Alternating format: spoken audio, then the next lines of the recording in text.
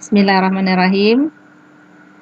Kesempatan kali ini kita akan membahas materi selanjutnya pada mata kuliah Takwim Ta'lim Al-Lughah Al-Arabiyah, yaitu mengenai prinsip, syarat, dan dasar dari evaluasi pembelajaran. Pada prinsipnya, semua kata ini berasal dari makna yang sama, yaitu asas, yang artinya juga prinsip, dasar, dan syarat.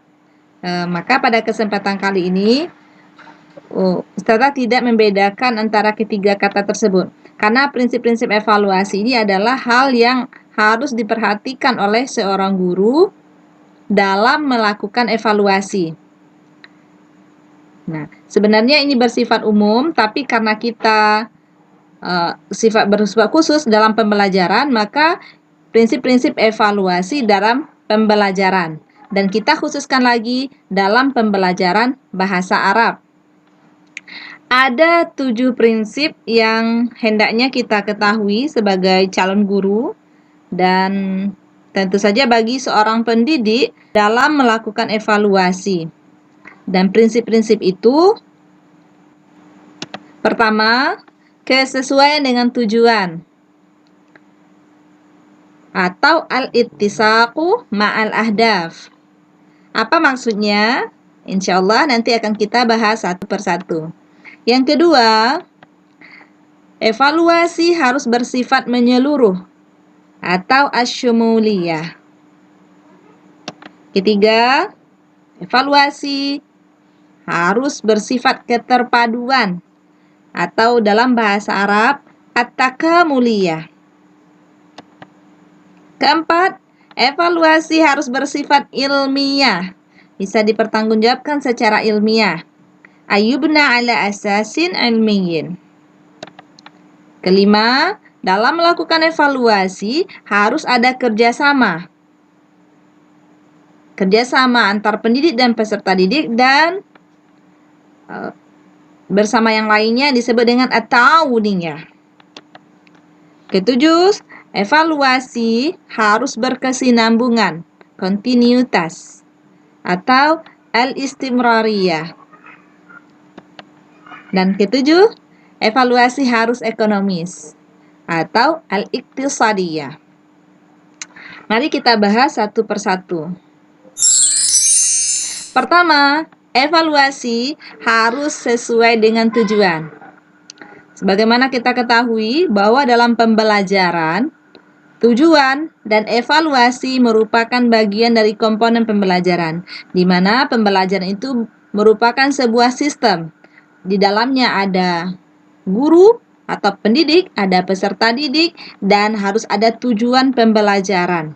Nah, evaluasi harus menyesuaikan dengan tujuan yang ada dalam pembelajaran tersebut. Tujuan pembelajaran secara umum termaktub di dalam kurikulum, kemudian dikembangkan termaktub juga di dalam silabus dan dalam RPP. Untuk satu kali pertemuan, guru harus mencantumkan nanti tujuan pembelajaran di dalam rencana program pembelajaran atau RPP. Dan tujuan khusus yaitu berupa capaian pembelajaran yang diinginkan oleh seorang guru terhadap peserta didik. Seperti contoh, bila tujuan pembelajaran itu siswa mampu melafalkan bunyi huruf yang benar misalnya, maka evaluasi hendaknya meminta siswa mengucapkan bunyi huruf tersebut, mungkin dengan cara membuat daftar huruf, atau meminta siswa untuk mengucapkannya. Atau contoh lain, tujuan pembelajaran adalah siswa mampu menulis bahasa Arab dengan baik dan benar. Maka evaluasi yang diinginkan adalah bagaimana pertanyaan yang diberikan membuat siswa mampu menulis dengan baik. Nah, ini yang dimaksud dengan kesesuaian dengan tujuan. Yang kedua, evaluasi harus menyeluruh. Apa maksudnya menyeluruh? Menyeluruh adalah guru atau pendidik memandang siswa itu sebagai sebuah komponen, mempunyai unsur yang terdiri dari berbagai macam komponen. Ada aspek kognitifnya, ada afektif dan segi psikomotor. Maka dalam melakukan evaluasi yang menjadi patokan atau guru yang akan diukur kemampuan peserta didik tidak hanya satu aspek kognitif saja, atau afektif saja, atau psikomotor saja. Dan pada umumnya evaluasi kesalahan dalam penilaian adalah hanya mementingkan aspek kognitif saja. Nah, makanya evaluasi yang benar harus menerapkan prinsip asyumuliyah, yaitu siswa dievaluasi dari segi ketiga ranah ini. Ranah kognitif, afektif, dan psikomotor. Nah, itu berdasarkan aspek siswa, dilihat secara simuliyah. Nah, kalau kita melihat dari segi aspek bahasa, maka bahasa itu terdiri dari 3 komponen. Anasirul lughah, yaitu aswat, mufradat, dan tarakib. Maka dalam evaluasi, hendaknya ketiga komponen ini juga menjadi patokan untuk mengetahui kemampuan siswa terhadap anasirul lughah. Nah, di dalam hal kemahiran berbahasa atau keterampilan berbahasa, al-maharat al-lughawiyah, maka guru bisa mengevaluasi mencakup seluruh aspek yang terdiri dari 4 komponen, yaitu mahara al-istima', maharatul kalam, maharatul qiraah, dan al-kitabah. Nah, itu menjadi target evaluasi. Yang ketiga, evaluasi bersifat keterpaduan atau takamuliyah. Bahwa dalam melakukan evaluasi harus ada kegiatan yang terpadu dalam kegiatan pembelajaran bersama program-program lainnya. Di dalamnya ada dalam pembelajaran bahasa Arab misalnya ada mufradat, ada hiwar, ada tadribat, ada pengayaan, latihan, dan seterusnya, dan semuanya itu bersifat terpadu, takamuliyah. Yang keempat, evaluasi harus bisa dipertanggungjawabkan secara ilmiah. Pertama, bersifat valid. Valid dalam bahasa Arab disebut dengan sahih. Artinya apa? Bahwa alat evaluasi atau tes tepat mengukur apa yang hendak diukur. Jika kita mau mengukur suhu, maka alat digunakan adalah termometer.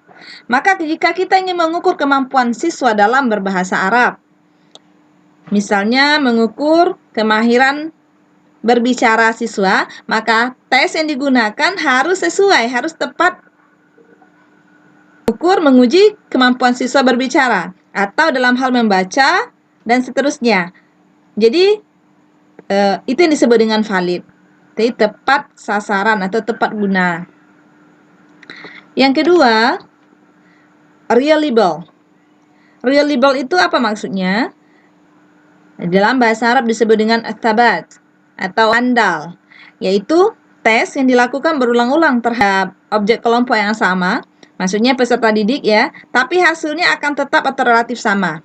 Jadi sebuah tes atau evaluasi diberikan kepada peserta didik dilakukan berulang-ulang, apakah itu terhadap peserta didik yang sama dengan tes yang sama atau dengan tes yang sepadan yang diberikan seperti tes ada paket A, paket B, dan seterusnya dengan kategori tes yang sama, kemudian diberikan kepada siswa dan hasilnya relatif sama. Nah, ini disebut dengan reliable. Lalu, yang ketiga, tes itu harus bersifat objektif. Artinya, guru memberikan penilaian kepada siswa atau mengukur kemampuan siswa tidak hanya melihat subjek siswa, tetapi harus bersifat objektif, yaitu apa adanya berdasarkan kemampuan siswa. Tidak dipengaruhi oleh individu penguji atau individu peserta didik itu sendiri. Yang kelima, tes atau evaluasi yang dilakukan harus ada kerjasama, yaitu melibatkan berbagai individu atau kelompok agar tercapai sasaran diinginkan. Jika evaluasi terhadap peserta didik, maka harus ada kerjasama antara guru dan peserta didik, juga mungkin dengan lembaga yang ada apakah itu kepala sekolah atau orang tua, sehingga nanti tujuan pembelajaran atau yang ingin dicapai bisa diketahui dari evaluasi tadi. Nah, evaluasi adalah kegiatan bersama, jadi antara mukawim dan mukawam, jadi antara pendidik dan peserta didik. Ya, harus ada kerjasama yang berkesinambungan. Jadi tidak hanya tanggung jawab guru, tetapi semua tenaga yang ada, apakah itu pegawai, semua sivitas akademik yang ada di sebuah kampus atau di sebuah lembaga sekolah. Keenam, evaluasi harus continuous atau berkesinambungan. Al-istimrariyah. Evaluasi harus dilakukan secara teratur dari waktu ke waktu yang lain, sehingga bisa diketahui bagaimana perkembangan peserta didik dari awal sampai akhir. Jadi, evaluasi yang diberikan oleh seorang guru tidak hanya dilakukan satu kali, tetapi harus bersifat berkesinambungan, mulai dari tingkat mustawa mubtadi, tingkat awal, tingkat dasar, kemudian lanjutkan dengan mustawa mutawasid dan mutakaddim, itu sifatnya berkesinambungan. Mungkin juga dilakukan di awal pembelajaran, kemudian setelah selesai memberikan materi, lalu guru memberikan berbentuk post-test, dan di pertengahan semester evaluasinya berbentuk ujian tengah semester, lalu di akhir semester nanti berbentuk ujian akhir semester, dan itu sifatnya al-istimrariyah.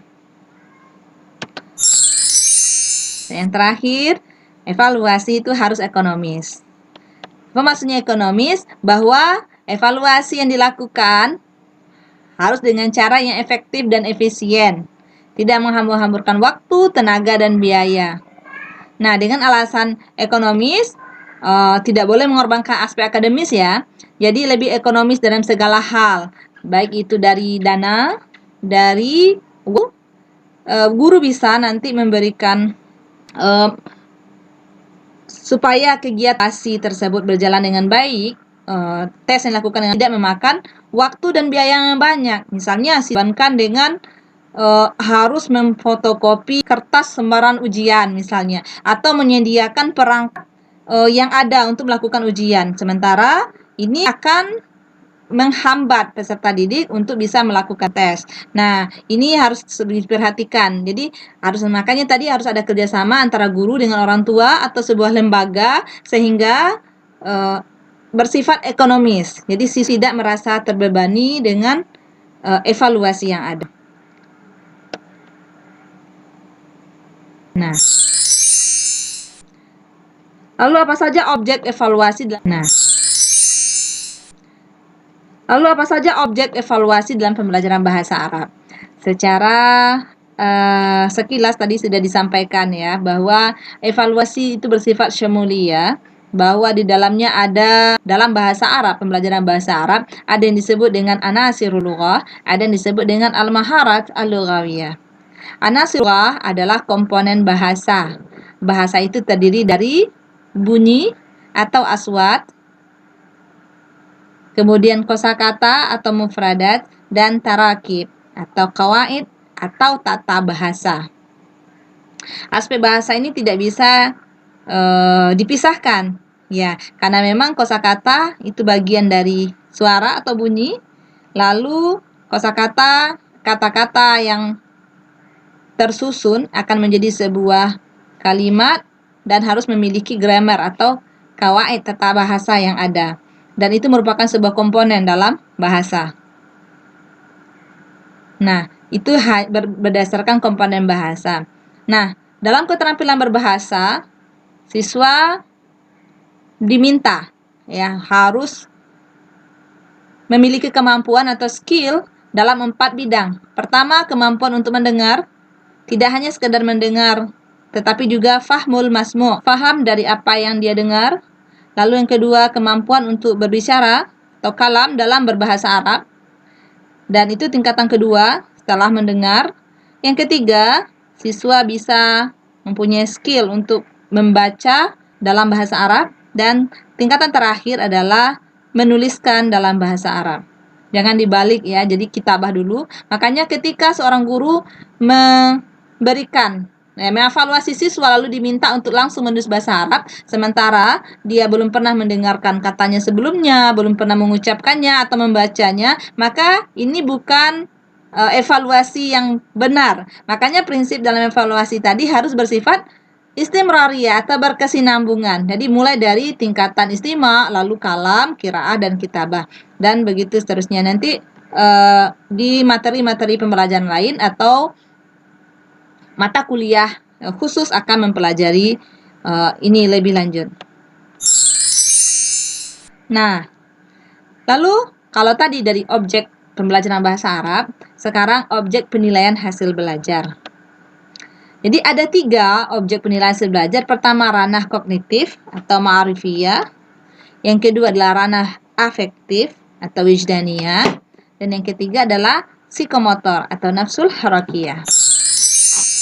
Nah, dalam kemampuan berpikir atau kognitif, ada tingkatan-tingkatannya juga. Yang pertama adalah mengetahui. Dia bisa mengetahui. Lalu di tingkatan kedua, setelah mengetahui dia bisa memahami, lalu menerapkan, itu ini bersifat tatbiq, lalu bisa menganalisa atau tahlil, mengsintesa, dan terakhir lalu bisa melakukan takwim atau penilaian. Dan ini adalah kata-kata operasional yang ada di dalam kurikulum. Bisa dilihat dari kurikulum 2013, ada beberapa kata kerja yang digunakan untuk memberikan dalam tujuan pembelajaran. Nanti dalam KI, KD, dan tujuan secara umum. Nah, ini tadi kemampuan berpikir atau kognitif. Ya.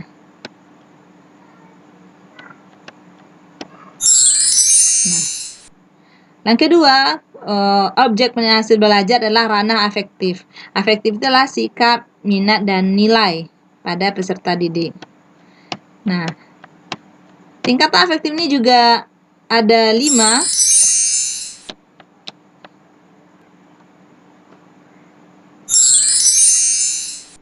Iya. A1, PK terhadap rangsangan, lalu merespon, menghargai, mengorganisir, dan kelima menjadi karakter.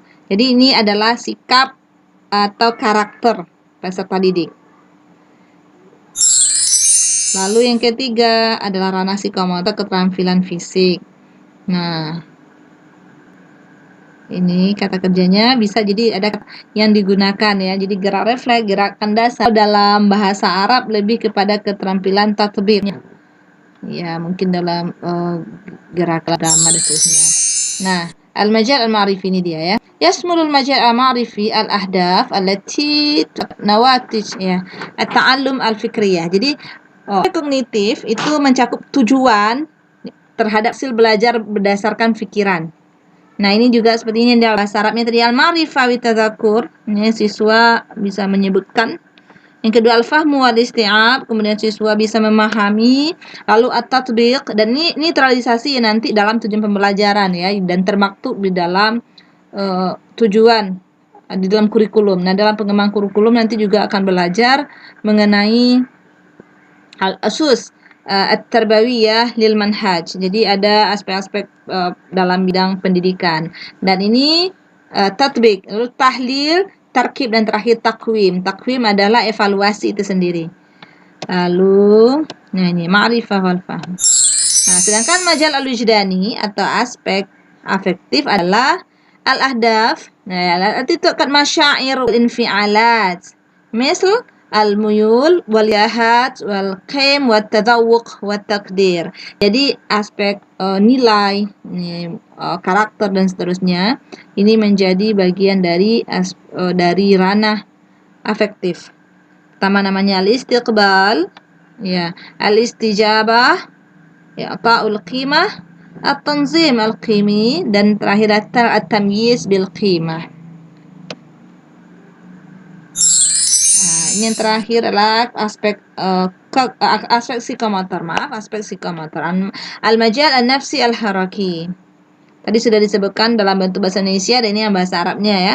Al-idrak, al-mail, wal-tahay'ah, al-istijabah al-muwajjahah, al-aliyah, awit-ta'wid, al-istijabah zahiriyah al-mu'aqadah, dan terakhir al-ibda' awil isalah. Jadi kemampuan yang kreatif, bersifat kreatif itu kemampuan terakhir nanti setelah gerak refleks dan menjadi sebuah tingkatan dalam hal psikomotor. Nah, ini bahasa Arabnya ya. يشمل المجال نفس الحركي الأهداف التي تؤكد على المهارات الحركية. Jadi skill kemampuan melakukan gerakan ya التي تتصل بنشاط المعالجة والتناول والمهارات الفصلية والتآزر العضلي العصبي. Ini berkaitan dengan aspek gerakan ya. شكرا كثيرا على حسن اهتمامكم. نلتقي إن شاء الله في لقاء استغفر الله لي ولكم. السلام عليكم ورحمة الله وبركاته.